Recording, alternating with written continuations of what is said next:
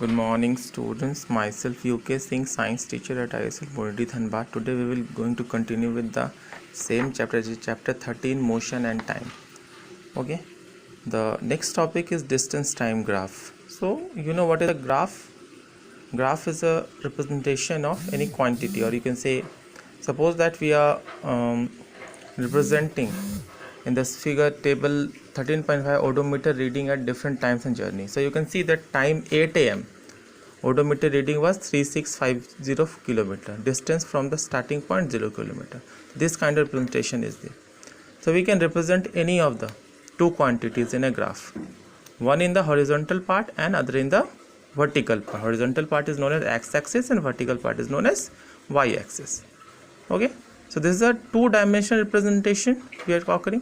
Now you can see in figure 13.8 a bar graph showing a runs scored by team in each over. So you can see this runs 0, 1, 2, 3, 4, 9, 10. This vertical point is known as y-axis. This represents runs, and this horizontal axis which is known as x-axis. This represents overs.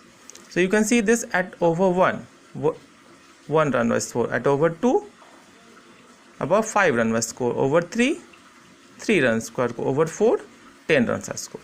So you can these are the kinds of representation, okay, in the vertical part and in the horizontal part.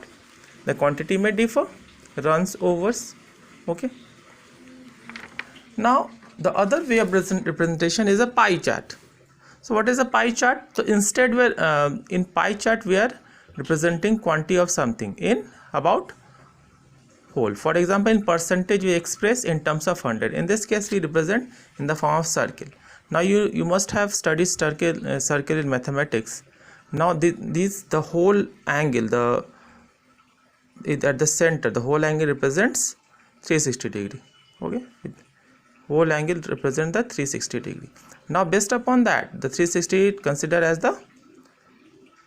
what you can say 100% or what you can say a unit. So you have to represent the different kinds of unit out of this 360 degree. For example, in this pie chart showing composition of air. So composition of air is nitrogen the major part. So you can say this is represented by a gray part, which is 78%, oxygen 21%, other gases 1 to 2%. Now the whole circle represents all of the gases of the atmosphere, the whole part, out of which we have to what you can say isolate a particular part and present it accordingly, like in a percentage, out of 100, 10%, 20%, 30%. Okay, so here it out of this 360 degree angle we have to represent. Okay, so this is known as pie chart. You can represent other quantities like in your class. Okay, in your class the number of student has scored distinction, number of student has scored 90%, number of student who score 60%, number of students who are failed. So the whole class, the what you can say the total strength of the class will represent the whole part or the 360 degree what is represented here, and these are the angles. Now out of these angles you can say, so you have to consider that part of the angle as one of its part out of 360 degree. Okay, and then accordingly represent it. Okay, now here's in figure 13.10 a line graph showing change in weight of a man with age. Now weight in kg represented by in y-axis and in age represented in x-axis. That is, one is the vertical part and other is the horizontal part. Now as you can see, as the age changes, the weight is also changing, after which it becomes stabilized in the latter part. So as you can see, on attainment of age, you can say 2 years, the weight was around 10 kg. Now 4 years it was similar to that. In 6 age the weight was about 15 kg, and so this is the representation of a graph. So we have understood about the graphs and the pie charts, out of which you can calculate. Now even in distance and time we can represent it, making a graph out of distance and time. How much distance is covered in what time? Okay, so you can just make this slide, and this graph will represent whether the speed is uniform or non-uniform. Okay, so if the speed is uniform, that means equal quantity of distance traveled in the same amount of time, then the bar will be like this, as represented in figure 13.13. This is a uniform speed. Okay, so there is a uniform increase, as you can see this, it is rising above. Okay, the moment it got changed, it will what you can say, dip down and then again move up, then it is an ununiform speed. Now you can see this is this is moving at a constant speed. There are no what you can say elevations or depression. This is the straight line. Okay, so that means speed is increasing uniformly. Okay, so there is no such elevations or depression. There is a simple straight line.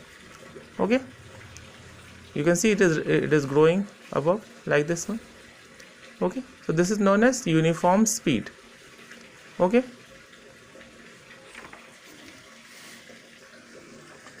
now in figure 13.14, distance time graph of a bus. You can see this, the time in AM and distance kilometer.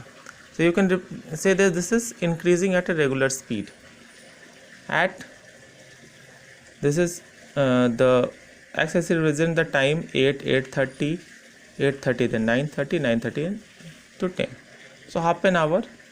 So this at point A, you can see it is about 8:15 AM. Okay, 8:15 AM distance covered is 10 km. At 8:30 PM distance covered is 20 km. At 9, sorry, beg your pardon, is AM. At 9 AM the distance covered is 40 km. So the speed is increasing uniformly. So there are no such elevations or depressions. Here it is uniformly changing. Okay, so it is a constant graph.